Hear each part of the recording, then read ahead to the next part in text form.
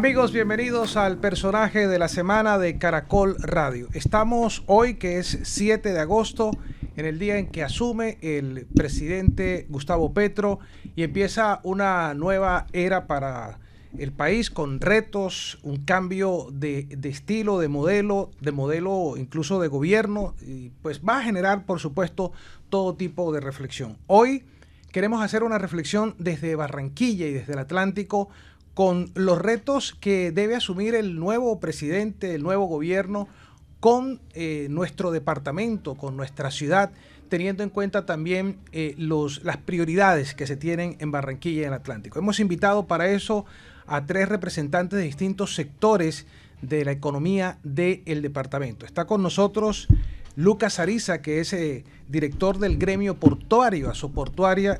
Lucas, bienvenido al personaje de la semana de Caracol Radio. Muchas gracias, Martín, a todo tu equipo de trabajo, a la audiencia y a los compañeros de panel. Está también Luis Eduardo Blanco, que es el gerente del gremio del comercio exterior de Barranquilla, por supuesto también con todo lo que significa este tema de las relaciones con Venezuela, que le iremos a abordar enseguida. Luis Eduardo, bienvenido a este programa de Personaje de la Semana. Muchísimas gracias, Martín, para ti, para la mesa de trabajo y para todos nuestros compañeros aquí del panel. Y don Orlando Jiménez también, que es el representante de los pequeños comerciantes de Barranquilla. Bienvenido también al personaje de la semana. Muchas gracias, Martín. Un saludo especial aquí para don Luis, para Lucas y para la amable audiencia. Bueno, 3 sectores, 3 amigos, además de esta casa con los que hemos conversado. Yo en principio quiero preguntarles cómo en general, ¿cómo ven ustedes o cómo piensan ustedes que le va a ir al Atlántico con el presidente Petro? Así, o sea, no hablemos del sector, sino el departamento y Barranquilla. ¿Cómo lo sienten ustedes? Doctor Jiménez, bueno, ¿bien, mal o regular? No, yo siento que le va a ir bien, porque acá tuvo una votación considerable y ello debe ser consecuente con las políticas para fortalecer aquí el departamento. Lucas Ariza, ¿bien, mal o regular? Yo siento que le va a ir bien. Por la misma razón que expresaron, creo que gran parte de su triunfo se lo debe a la costa, se lo debe al Atlántico, y yo pienso que tiene que hacer una lectura que las zonas marginales del país fueron las que votaron por el proyecto político de Petro, entre esas pues Barranquilla y el Atlántico, y yo creo que gran parte de lo que debe cambiar en este país es el centralismo, y ahorita hablamos de eso, y cómo la repartición no solo del presupuesto y del poder, sino de las decisiones tienen que cobijar a las regiones, y yo creo que en ese sentido nos puede ir bien. ¿Y qué dice el doctor Blanco? ¿Positivo pues, también? Positivo, yo me uno a los comentarios. La verdad es que creo que esto merece una anotación en lo que tiene que ver con la esperanza. La región en términos generales votó por Petro y creo que debe ser consecuente con referencia a ese tema. Ahora, lo que debemos es saber aprovechar, dado que de alguna manera se han planteado varias alternativas con referencia al descentralizar un poco el país. Y creo que ese es el gran aprovechamiento que podría recibir en especial Barranquilla, porque ha sabido administrar durante los últimos años la cosa pública. Así que podíamos dar allí algunas buenas lecciones o algunos buenos puntos para avanzar en lo que se requiere del país. Bueno, vamos ahora a entrar poquito a poquito al fondo, a ver si ese optimismo se mantiene al final del programa.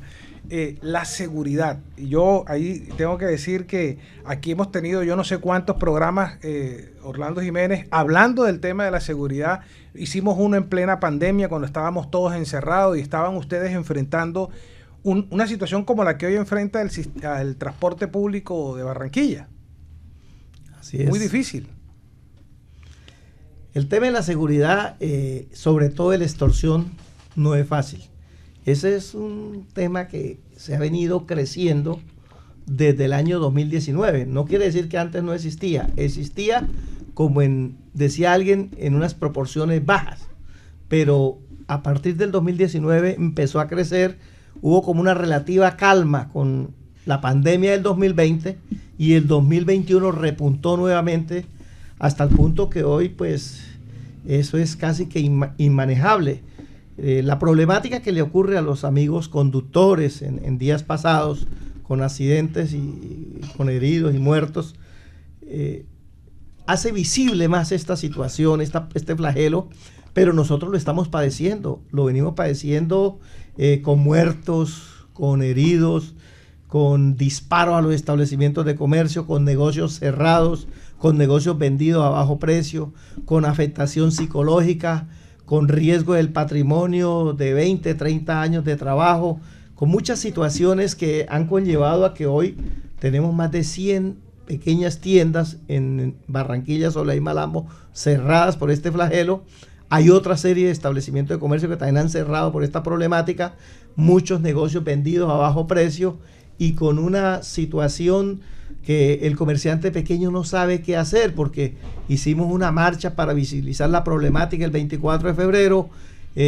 Las autoridades han hecho muchas cosas, porque no vamos a decir que no se ha trabajado. Han capturado más de 120 personas por este flagelo, pero la problemática continúa.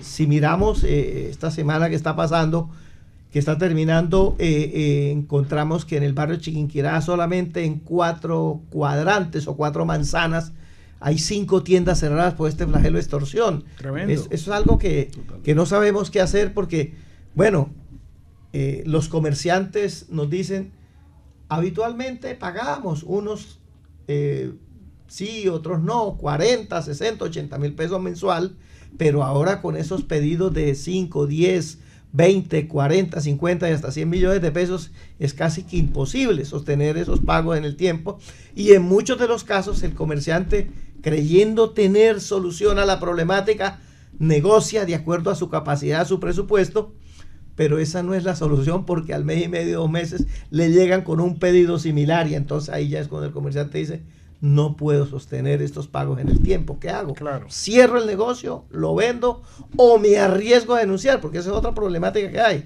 que más del 80% no se atreven a denunciar porque han sido intimidados, porque han sido amedrantados, han sido amenazados, que en el evento que denuncien van a llevar más fuerte la situación. Bueno, Lucas y Luis Eduardo, ustedes en sus gremios deben estar escuchando a sus colegas, empresarios. ¿Cómo sienten ustedes el termómetro del sector empresarial, de la gente que de pronto se acerca con interés de invertir en lo que está sucediendo en Barranquilla? Se los digo porque un hotelero me decía, mire, ha disminuido la gente que quiere llegar a Barranquilla, ha disminuido la ocupación hotelera, por ejemplo. Y hay un congreso que está previsto en la ciudad, y ya estaban llamando de Estados Unidos y llamando de otros países a decir, oye, ¿qué es lo que está pasando en Barranquilla? Y la gente pensando si venía o no venía. ¿Qué le dicen ustedes, sus afiliados, sus asociados? Sin decir nombres, por supuesto, pero sí el termómetro. Lucas Ariza. Bueno, yo creo que esto es un problema que nos toca a todos y que nos afecta a todos, ¿cierto? Aquí hay que, digamos, ser solidario y apoyar a las autoridades y exigir también resultados, porque hoy son los tenderos, hoy son los transportadores, hace unos años eran los ganaderos, hasta que les toque a los negocios de todo el mundo, y ahí sí nos vamos a pellizcar. Yo creo que esto es un tema que hay que tratarlo con toda la seriedad. Desde el punto de vista del sector portuario, digamos, obviamente las afectaciones de estos días con los trabajadores que se desplazan pues en transporte público, las afectaciones también, digamos, nosotros hemos sentido mucha presión, y esto no es nuevo, con los temas de contaminación de la carga, de droga que quiere salir o que va a salir, y buscan la forma de contaminar. Ya no es un contenedor, sino todo el buque entero, y eso es un gran problema que afecta no solamente al puerto, sino la imagen del país. Entonces yo sí creo que estos temas se tienen que abordar con toda la seriedad. Obviamente pues la imagen de la ciudad queda mal, porque pues sí, afuera lo que se ve es que hay un paro y que hay un tema que no es seguro, que tampoco hay que minimizarlo, ¿cierto? Uno claro, de pronto no ha sentido esos temas en carne propia, pero sí hay que ponerle atención y hay que unir esfuerzos para atacar este flagelo. Luis Eduardo. Se suponía, Martín, que esta circunstancia interna solamente nos afectaría a nosotros, pero sin embargo uno tiene que extrapolar estos problemas que se tienen de corrupción, de inseguridad y en especial del hambre en especial del hambre, porque yo creo que al final, detrás de cada delincuente, existe una gran posibilidad de hambre. En ese sentido, la invitación es que uno pensaría que cuando el gobierno se iba a posesionar, se iban a acabar las marchas, se iban a acabar todo tipo de elementos, porque ya teníamos una nueva esperanza, o tenemos una nueva esperanza frente al escenario. Pero sin embargo, aquí lo que estamos viendo, o lo que se está palpando, es otra realidad. Está pensando en que esas circunstancias de ilegalidad que están trascendiendo en el mundo entero, vamos a tener que repetir nuevamente algunos mecanismos sobre la seguridad, sobre el tema de la corrupción, que evidentemente está afectando todos los canales y todas las posibilidades empresariales. No es solamente la imagen, es el tema empresarial, es el tema de cómo yo me ubico en un sitio para tener la posibilidad de aperturar un negocio y que ese negocio esté libre de inseguridad, que este negocio esté libre de corrupción, etcétera, etcétera. Eso es lo que está viendo un habitante internacional para llegar a la ciudad, para llegar al país. Y en ese sentido hay que darle al gobierno nacional, digamos, todas las herramientas para que no solamente se hable de paz, sino que eso trascienda y llegue al empresario final. Porque es que el empresario final lo que está buscando no es solamente estar bien, hacer negocios, trascender, sino que la parte de su tranquilidad esté en buenas manos. Y aquí estamos hablando de tranquilidad no solamente en la seguridad y la corrupción, aquí estamos hablando de seguridad también normativa. Entonces aquí hay una serie de retos impresionantes para este inicio de gobierno, que de frente, hay que decirlo, hay que buscar la manera de generar confianza. Y esa generación de confianza no va a ser fácil frente a todos estos retos que están al frente. Bueno, ha dicho usted ahí un tema interesante que ahorita lo abordamos de la confianza y de la seguridad normativa. Pero me quiero quedar un momento más en el tema de la inseguridad social que se vive en Barranquilla. ¿Cuál es el mensaje, por ejemplo, que desde los pequeños comerciantes usted le dice hoy al presidente Petro, que asume hoy domingo, que asume? ¿Qué le dice usted y qué es lo que se espera del presidente frente a Barranquilla en esa materia de seguridad? En el tema de seguridad nosotros estamos solicitando al nuevo gobierno que hoy inicia su periodo que se intervenga integralmente, porque es que en un tiempo se decía que la policía no capturaba, o que capturaba y soltaba inmediatamente a quien era capturado. Hoy vemos que la policía está haciendo un trabajo y captura, pero logramos solucionar un poco el tema de los fiscales y los jueces, porque proporcionalmente Barranquilla es una de las ciudades que menos fiscales y jueces tiene, pero la problemática es mucho mayor aquí que en el resto del país. Solucionado un poco la problemática de jueces y fiscales, la deficiencia que había, porque vinieron más jueces y más fiscales, la policía está capturando, tenemos otro cuello de botella, entonces está el sistema carcelario. Las cárceles de El Bosque y La Modelo tienen un sobrecupo de un 200, un 300%. Si nosotros visitamos la carceleta de la URE de la Fiscalía, o las carceletas de las estaciones de policía, tienen hacinamiento de un 300, de un 400, un 500%. Claro. Eso nos da una muestra de toda la problemática como está funcionando. Entonces, hoy en día, la policía captura a una persona, la pone a órdenes de un fiscal, el fiscal la pone a orden de un juez, el juez judicializa y manda para una de las dos cárceles. El INPE le dice, no me mande más gente que aquí no cabe. Entonces, ¿para dónde lo manda el juez? No, miremos a ver a nivel nacional dónde hay cupos. Pero mientras tanto, le dice, vaya a pagar prisión o detención domiciliaria. Y es ahí donde sigue o continúa el círculo vicioso, porque el INPEC no tiene el pie de fuerza para verificar y constatar que efectivamente la persona esté pagando detención o prisión domiciliaria. Y lo que encontramos es que esa persona sigue delinquiendo. Por eso vemos que hay personas que tienen brazalete, que los capturan delinquiendo con brazalete en diferentes sectores de la ciudad, que tenía detención domiciliaria o prisión domiciliaria y estaba haciendo sus fechorías. Ahí es donde tenemos que, con el nuevo gobierno, intervenir integralmente y mirar a ver si la medida de choque, la que se viene hablando desde la gobernación de José Antonio Segebre, que es hacer una mega cárcel para albergar 5.000, 6.000 internos, se puede llevar a cabo como medida de choque, aunque sabemos que aquí Pero es que desde las cárceles están dando las órdenes de extorsión.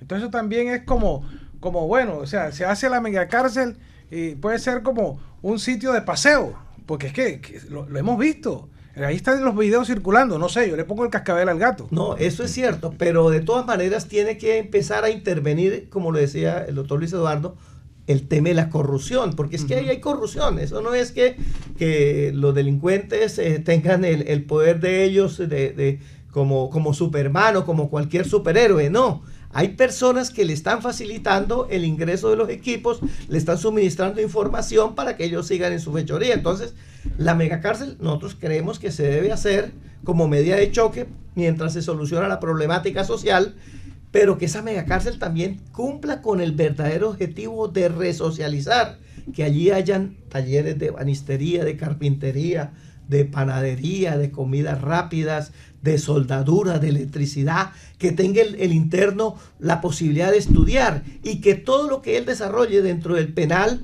o el reclusorio le sirva como cómputo para pagar parte de la pena.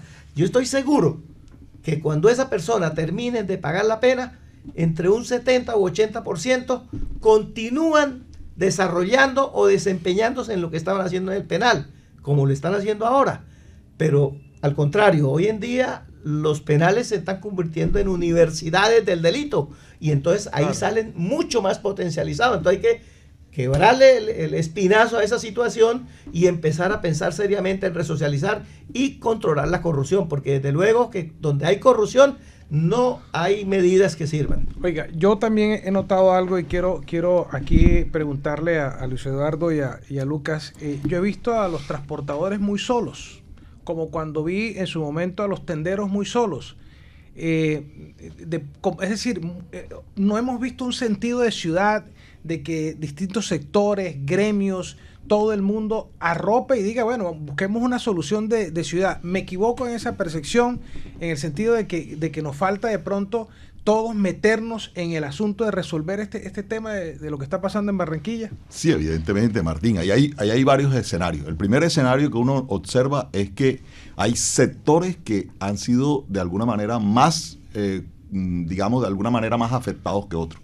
Sin embargo, la información que uno maneja dentro del aspecto del gremio, solamente le competiría a uno hacer parte de la solución de los problemas del gremio. Pero cuando un sector como este para la ciudad, afecta a la ciudad y afecta los compromisos logísticos o los compromisos de operaciones de comercio exterior, evidentemente nos está afectando a todos. Entonces la situación es muy sencilla. Uno debe pensar que todos somos una especie de cuerpo. Y ese cuerpo funciona en la medida en que todos tengamos la posibilidad de gestar posibilidades. Dentro del gremio que se está planteando, que hemos planteado, primero hay que tratar de buscar la justicia. Ese es el principal escollo de la corrupción. Porque si hay corrupción es porque hay falta de justicia. Es la primera parte. Entonces uno busca normatividad para enfrentar esas circunstancias. Pero hay otro elemento que es fuera de la norma, que es el elemento humano, es respaldar ese tipo de actuaciones o ese tipo de sectores o ese tipo de circunstancias que se están enfrentando. Porque la ciudad puede estar muy bonita, la ciudad puede estar elegante para recibir los turistas y para generar comercio, pero la ciudad no tiene, digamos, el arropaje o la vestimenta para estar tranquilo un turista que camine por cualquier zona de la ciudad, porque evidentemente los va a afectar la inseguridad.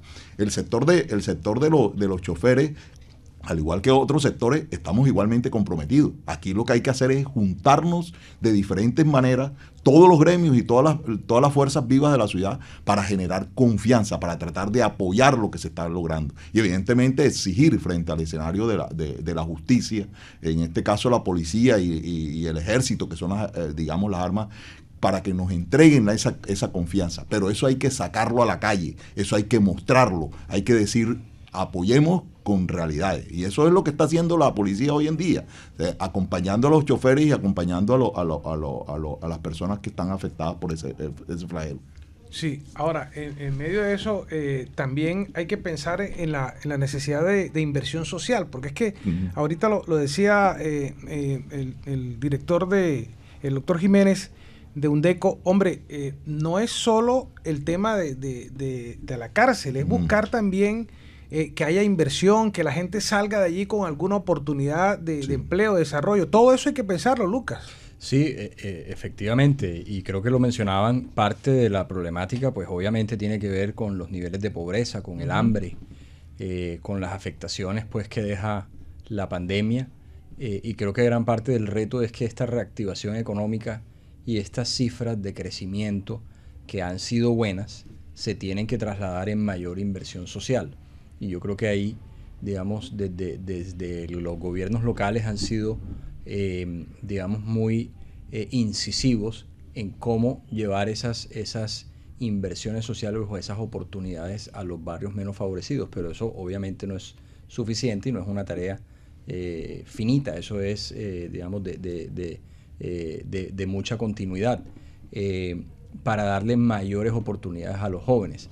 Ahora, un poco también la visión desde el gremio, ¿cierto? Porque pues yo no soy experto en el tema, pero desde el gremio es, a medida que la ciudad crezca, que tenga mayor atracción de industrias, de empresas, más empresas exportadoras, ¿cierto? Obviamente se van a beneficiar unos inversionistas, pero pues también van a generar empleo que le van a permitir esas oportunidades que hoy tal vez no tengan esos sectores menos favorecidos.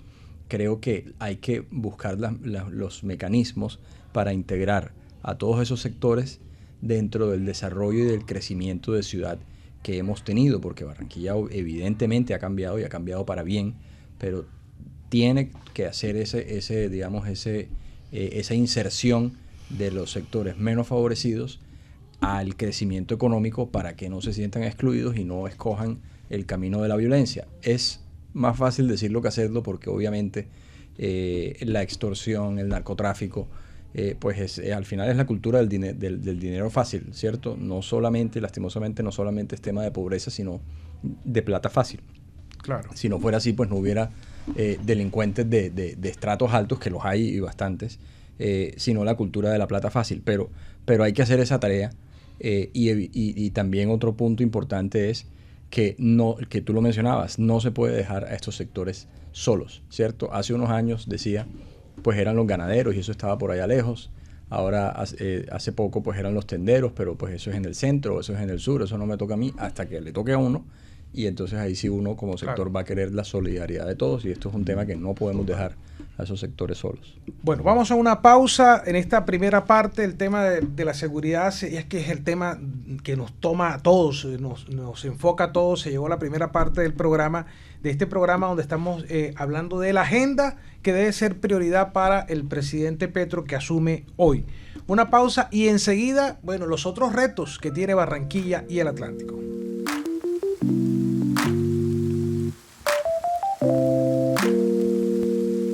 Regresamos al personaje de la semana de Caracol Radio, hablando, por supuesto, con tres invitados muy especiales que representan sectores de la economía en Barranquilla. Lucas Ariza, director de Asoportuaria. Está con nosotros Orlando Jiménez, el representante del gremio de los pequeños tenderos, pequeños empresarios, y Luis Eduardo Blanco del gremio exportador. Estábamos terminando la primera parte cuando hablábamos del tema de seguridad, de extorsión, y quedamos en un punto que era la inversión social que se necesita para poder desarrollar empleo, posibilidades para la gente, porque también es cierto, lo decía Luis Eduardo Blanco, que mucha gente de la que hoy está en el delito es gente que tampoco tiene muchas opciones en la vida. Entonces aquí hay que pensar como país en que hay que hacer algún tipo de inversión para que eso empiece a cambiar. ¿Qué reflexión tienes, Luis Eduardo, sobre ese tema en particular? Bueno, sencillo. Las experiencias son tratar de buscar que esos pequeños o esas personas que están sin la posibilidad de la formalización comiencen a generar la formalización. ¿Y a través de quién? De las pequeñas y medianas empresas. Eso estimularía en principio a que esa persona tenga una posibilidad de tener el pan diario de cada día. Pero eso es muy fácil. Aquí hubo una experiencia en el Atlántico y en especial en Barranquilla frente a esas circunstancias. Y nosotros lo veíamos. Los vendedores de carro mula eran personas que tenían ninguna opción de la formalidad. Posteriormente pasaron a su moto y ya se consideraban un empresario, ya se consideraban quien compraba. Entonces es como llevar a esa parte. A la madre cabeza de familia que hace actividades de textiles, darle posibilidades para que arme su microempresa. Pero en este momento la normatividad no nos acompaña. Entonces el incentivo que debería generar el gobierno nacional es tratar de dar una diferenciación en cuanto a impuestos, en cuanto a aportes para fiscales. No que nos regale en los microempresarios impuestos, sencillamente que lo haga de una manera diferencial. Es decir, aquel microempresario que se dedica a hacer una actividad, un tendero, no debe pagar el 35, el 32% de impuestos porque el tipo no está en capacidad para eso. El que genere con una diferencial porque está generando menos de 10 empleos. Y así sucesivamente, para fiscales, el tipo tiene que generarlo de alguna manera diferencial. Entonces, la tarea es muy fácil. Atomizar, incentivar en el pequeño y el mediano empresario la posibilidad de que tenga empleo formal. Y eso es una conducta o un trabajo que se debe hacer a partir de una cosa que se llama normatividad. Darle las posibilidades a ese pequeño empresario, a esa madre cabeza de familia, a ese tendero y a muchas personas más que aún no tienen un empleo formal, de poder generar una microempresa y que ahí en adelante se desplace un poco el tema social. Porque no se trata de regalar, porque los obsequios no son buenos, porque los auxilios son buenos hasta cierto punto, pero no deberíamos estar regalando, sino enseñándole a la gente a pescar y no regalarle el pescado, en otras palabras. Bueno, hablemos de competitividad, que pasa por eso, pasa por el tema de tarifas de energía, pasa por el tema del puerto, pasa por las dobles calzadas, bueno, hay varios temas para trabajar. Empecemos por energía, que usted en eso ha sido fuerte. Cada vez que habla sobre don Orlando Jiménez, sobre el tema del peso que tiene la energía para los empresarios. Ya eso está diagnosticado. Pero ¿qué debe hacer Petro con ese asunto de las tarifas de energía? El presidente Petro, bueno. Debe analizar a fondo la problemática que de hecho nosotros reconocemos y hemos constatado de que AIRE está haciendo unas inversiones puntuales considerables. En estos días en la estación norte o subestación norte se hizo una presentación de todos los proyectos que han venido desarrollando, no solo aquí en el Atlántico, sino en el Magdalena y en La Guajira, pero a costa también de otras situaciones que nosotros no entendemos, de verdad que no entendemos, y aquí sí la Superintendencia de Servicios Públicos Domiciliarios y la CRE deben entrar a analizar profundamente por qué nos castigan a quienes somos honestos, a quienes somos honrados, a quienes pagamos puntual, a quienes no nos robamos ni siquiera medio kilovatio de energía. Entonces, ese mensaje que mandó la CRE con la resolución anterior de autorizar a AIRE para que cobre lo que le están robando y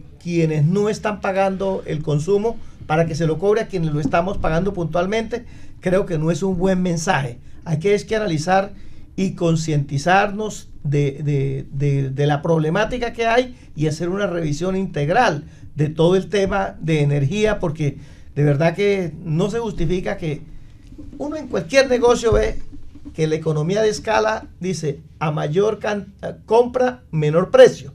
Pero aquí en la región Caribe, donde consumimos mucha más energía por nuestra condición climatológica, resulta que estamos pagando la energía más cara del país.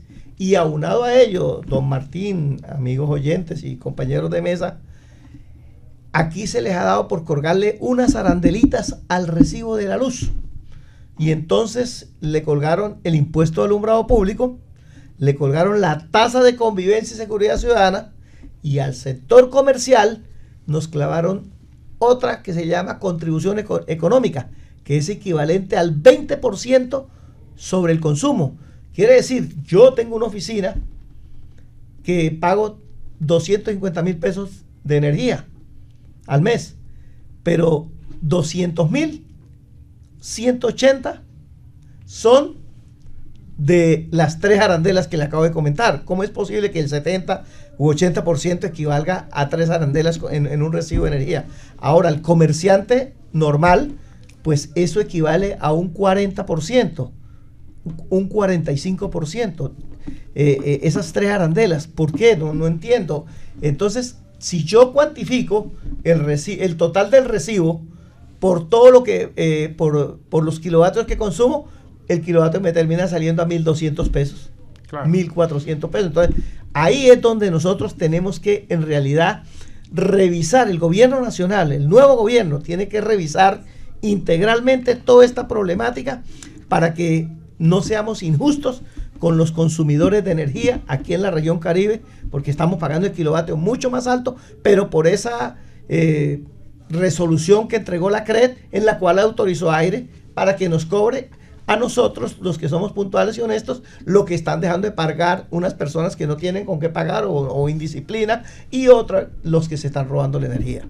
Bueno, el tema de energía es un tema allí prioritario en la agenda. ¿Tienen algún comentario sobre el tema de energía? Claro que sí, por supuesto. A ver, Martín, yo creo que el presidente Petro ha informado que él está muy de acuerdo con el tema medioambiental. Y yo creería que ahí es una oportunidad de oro lo que tenemos nosotros en este momento, en este gobierno, porque crear o mantener estos monopolios de servicios públicos no es bueno. Y la formulación, en principio, es popularizar un poco o democratizar, para utilizar el término mejor, aquellos mecanismos mediante el cual uno pueda llegar a la energía renovable. En otras palabras, lo que estoy manifestando es que ojalá pudiese popularizarse todo lo que son paneles solares, ojalá pudiese democratizarse todo lo que son energías eólicas, es decir, para que compitan con el sistema que actualmente tenemos y que podamos tener de alguna manera en esa competencia un beneficio, porque las condiciones como las tenemos actualmente implican que vamos a seguir en la misma rutina. Es decir, la compañía de energía, en el propósito de no perder, pues va a tener que cobrar a quienes de alguna manera están robando, a quienes están pagando el recibo adecuadamente. Y entonces ahí le colocan unas gabelas, como la menciona Orlando.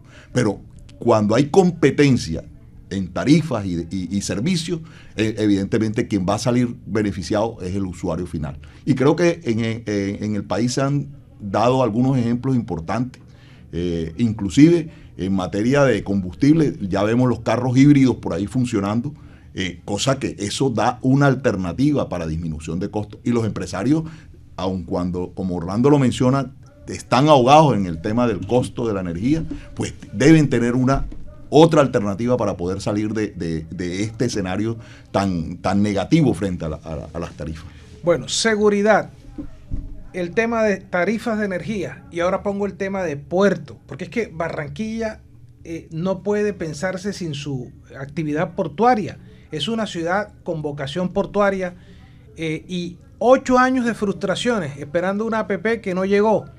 Y un gobierno que quedó el que termina en deuda con la ciudad. Sí. El balance ahora con ministra barranquillera y director de Cor Magdalena que renunció antes de poder definir las cosas, también barranquillero. O sea, quedaron mal los barranquilleros. No, eso lo digo yo aquí por lo que... Ahora, el balance que ustedes tienen, ¿cuál es, Lucas Ariza?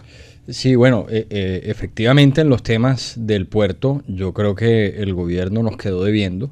El gobierno anterior, bueno, luego de la caducidad del APP de Navelena, también anunció y se comprometió a que iba a sacar el proyecto adelante. No lo hizo, quedó una APP o un proyecto a un COMPES o a un CONFIS. Mira que se repite la historia, ¿no? Para poder abrirse la licitación, COMPES o CONFIS que nunca llegó. Y el gobierno actual, cuando llegó hace 4 años, pues yo creo que fueron muchas las fechas que se anunciaron y lastimosamente fue un gobierno, por lo menos en materia de lo que estamos hablando, de muchos anuncios, muchas fechas que se anunciaron en el que ya venía el proyecto. Y eso tiene un agravante, y es que para uno como empresario del sector portuario, cuando tienes el anuncio que viene un proyecto como estos, que lo llevas esperando tanto tiempo, pues no te permite planificar, no te permite pensar en alternativas, no te permite proponer otras cosas, que incluso las proponíamos. Nosotros al año de haber empezado el gobierno, le planteamos a la ministra algunos cambios en el modelo de dragado, alguna participación por parte del sector privado, por parte de la alcaldía, hacer estudios, hacer obras que eran importantes y urgentes, y la respuesta siempre fue no, porque ya la APP viene y ya la vamos a sacar y entonces en 2 meses sale. Entonces uno no sabe si es que hablaba, digamos, se hablaba con el deseo o no tenían conocimiento de lo que implica sacar un proyecto de estos que se duró o se demoró 3 años y medio en poder abrir una licitación. Cuando recién llegados, pues decían que era un tema de 6 meses para fortalecerla. Yo no creo, digamos que, o sea, 4 años es suficiente para hacer un proyecto que no arrancaba de cero, pero aunque arrancara de cero, 4 años son suficientes si realmente es una prioridad. Y ahí vamos a lo que yo creo que es lo que pasa. Esto no es una prioridad no fue una prioridad para el gobierno. Para el gobierno de Duque. Para el gobierno de Duque. Sin ninguna duda, siendo una prioridad, y si los anuncios eran ciertos, porque también bastantes veces él se comprometía en que lo iban a sacar, lo hubieran sacado.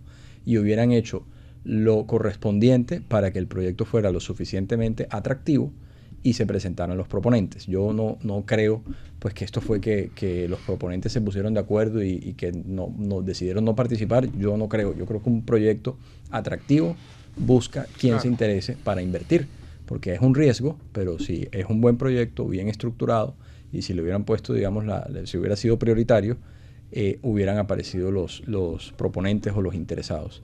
Y vuelve también el tema que hablábamos al principio del centralismo, que ojalá tengamos un cambio importante en esa materia. Y no se trata bueno, sí, envidia, no sé si de la mala o de la buena, pero para otros proyectos en otras zonas del país, los recursos fueron, digamos, de unas cifras bastante significativas.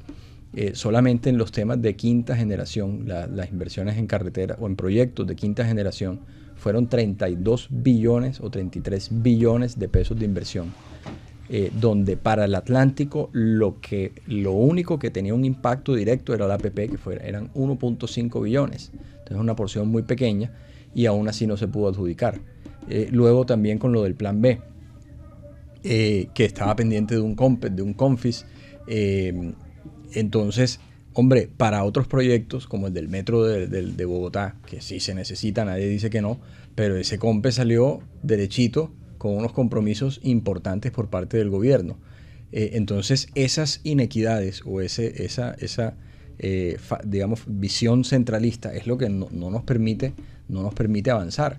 Y también tiene que ver con el tema de la energía. Aquí yo no soy experto, pero digamos yo entiendo que estamos pagando hoy, no porque la energía sea costosa, estamos pagando lo que se roban, las ineficiencias del sistema y la mala supervisión de gobiernos anteriores con las inversiones que no se hicieron con la anterior empresa.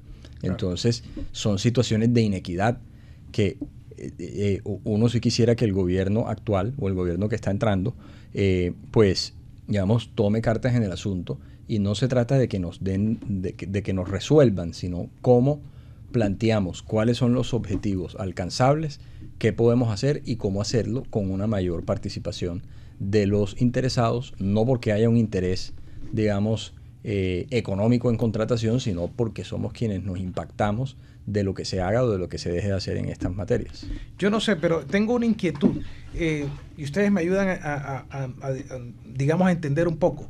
En el discurso de cuando Petro era candidato, se escuchó el tema de monómeros, que fue como tal vez el tema de la seguridad alimentaria en Barranquilla y el tema de monómeros, pero nunca escuché el tema de puerto, no sé si me equivoco. O sea, pareciera que no estuviera en su agenda. Y eso un poco podría generar inquietud, ¿o no están ustedes inquietos por eso? No, yo tengo que reconocer que sí le escuché, algún periodista le preguntó antes de la fecha digamos, de recepción de ofertas del APP, y él manifestó que estaba de acuerdo siempre y cuando fuera un proceso transparente. Bueno, ya no, el proceso no prosperó porque no hubo interesados.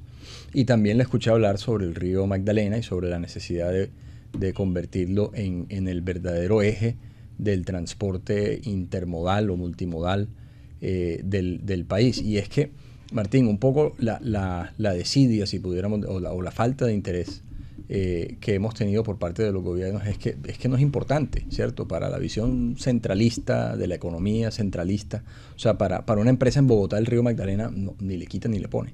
Claro. Hasta que no seamos capaces de demostrar que sí le pone, que no le quita, sino que le pone, que le ayuda a ser más competitivo, a que si está exportando un contenedor, ese contenedor pues no va a ir más rápido, porque el río no es más rápido, pero sí va a ir más barato, ¿cierto? Y va a poder llegar a sus mercados finales de manera más competitiva.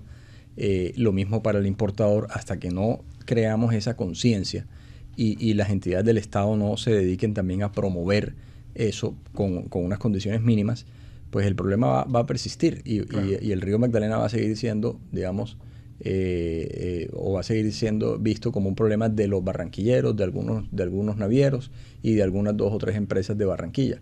Esto hay que convertirlo en un problema nacional. Yo sí vi al candidato, hoy presidente, hablar del tema. Hemos tenido o tuvimos espacios con la Comisión de Empalme, y esperemos tener esos espacios ahora, pues digamos, con el gobierno entrante y con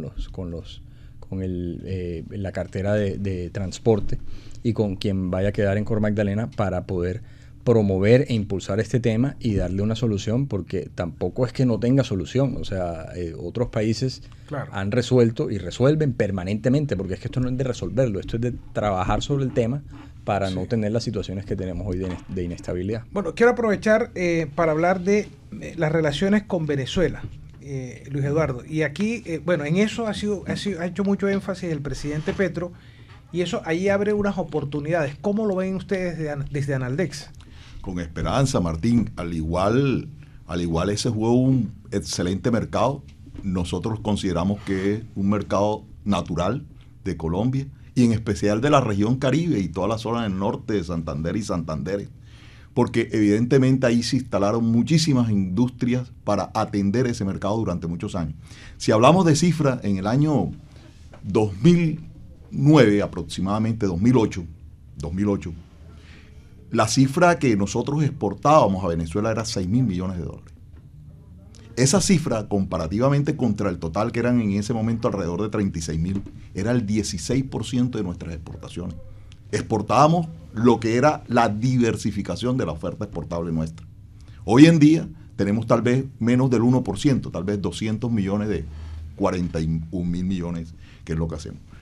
Todo esto para indicar que esos empresarios que estaban ubicados en esa zona fronteriza y la región del Caribe que estaba atendiendo ese mercado, tuvieron que emigrar, porque sus empresas estuvieron allí, pero tenían que buscar unos nuevos compradores a partir de la limitación que ocurrió con temas Chávez y con temas Uribe en aquella época. Hoy en día, pues desafortunadamente es un mercado que se perdió, no solamente por condiciones, sino por el tema político. Y lo que podríamos resaltar es que los empresarios aún se mantienen allí con un nuevo mercado, probablemente hacia Centroamérica o probablemente hacia otras partes del mundo, emigraron a buscar nuevos compradores, pero evidentemente aquí está toda la infraestructura como para atender ese mercado. Yo creería que es una muy buena oportunidad, no para recuperar los 6.000 millones, porque eso no se logra, lo logramos en un par de décadas de Colombia a Venezuela, pero es el inicio de unas nuevas relaciones. Creo que la invitación está a que tengamos en cuenta ese mercado, porque muchas industrias se focalizaron en esta región para atender ese mercado, un mercado natural que era próspero y que era... Evidentemente hay que tener en cuenta el aspecto económico, cómo el empresario de allá o cómo las personas de allá me van a pagar, por ejemplo. Ese es uno de las inquietudes, porque eso era uno de los problemas que hubo al final. Pero evidentemente, Martín, allí tenemos grandes oportunidades de mercado, y si lo sabemos hacer y tenemos las industrias para atender ese mercado, sabemos que está industrializada Venezuela, y es la oportunidad de oro que volver a recuperar ese mercado natural que teníamos y que evidentemente podría ser importante para esta región. Me quedan 2 minutos. Y dobles calzadas y tren de cercanía. Evidentemente, al igual lo que decía Lucas, El tema aquí es un compromiso de nación, en el sentido en que deberíamos interactuar diferentes canales para poder ser competitivos. Y aquí no solamente el río, lo que tú has mencionado, el canal navegable es un problema no solamente regional, sino de país, para poder canalizar y para poder llevar nuestra carga. También tenemos otros problemas referentes al tren de cercanía. Ojalá pudiésemos tener, creo que hemos hablado muchísimas veces de un aeropuerto simultáneo entre Barranquilla, Santa Marta y Cartagena, que nos integre también, cosas de ese tipo, porque es que definitivamente estamos arando cada uno por su parte y no estamos llevando la competitividad de nuestra región hacia otras partes. Oye, ¿ya han hablado con el presidente Petro? ¿Ustedes como gremio han tenido algún acercamiento, Orlando Jiménez? Sí, nosotros estuvimos la semana anterior en Santa Marta en el primer diálogo regional de carácter vinculante, como lo ha dicho el presidente. ¿Como gremio? Sí, estuvimos como gremio Sí, en ese evento. también. Igualmente Sí. nos hemos reunido con miembros de la bancada. Aquí hay un senador que salió por el pacto histórico, el único de la región Caribe, que es Pedro Flores, y con él pues ya hemos interactuado mirando todo este proyecto de región, porque es que lo que decíamos al comienzo de este conversatorio, la región fue la que eligió a Petro. Hoy en día nuestros representantes a la Cámara y senadores tienen una gran responsabilidad con su región de gestionar, de llevar proyectos, porque estoy seguro que la voluntad la va a tener el presidente, y ese tren de cercanías o tren de integración de la región Caribe, que será multimodal, que ya no sería Santa Marta, Barranquilla y Cartagena, porque yo desde un principio, hace unos 10 años en la Cámara de Comercio siendo directivo, dije no, ese tren hay que hacerlo desde la Alta Guajira hasta allá hasta Córdoba. A Córdoba, Planeta al Cerro de Rica. Morrosquillo, Eso. hasta allá, para que en realidad la región se siente integrada. Entonces creo que es la oportunidad de oro que tenemos en la región, y nuestros congresistas tienen que gestionar y apoyar para que esas inversiones que estamos esperando se den con el gobierno Petro. Bueno, esta conversación pique se extiende, pero el tiempo se acabó. Lo importante es que sí, los empezaron optimistas y terminaron más optimistas de cuando comenzaron. 3 dirigentes del sector empresarial a quienes respeto y agradezco su participación. Lucas Ariza de Soportuaria, gracias.